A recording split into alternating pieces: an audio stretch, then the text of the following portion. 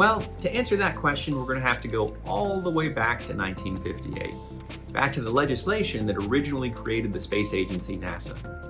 So in that legislation, there's some forward-looking language that says, make sure that all the cool stuff you develop for space doesn't just get blasted off into the universe, but comes back down to the Earth in the form of practical and terrestrial benefits.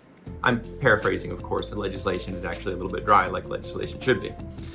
Since that time, NASA has worked to get the technologies it created into the hands of the public. These become products and services, and they save lives, they improve lives, they generate income, they create jobs, they boost the economy, they increase crop yields, they make airplane travel safer, they make train transportation safer. NASA's everywhere you look. One example I like to bring up is the camera in your cell phone. That was actually developed at JPL.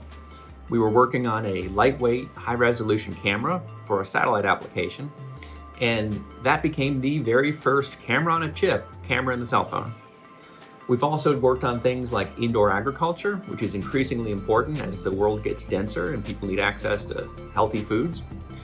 During the pandemic, some researchers developed a ventilator that had fewer than 100 parts, none of which were required in the supply chain to make other ventilators. We gave that to dozens of companies all around the world to help save lives.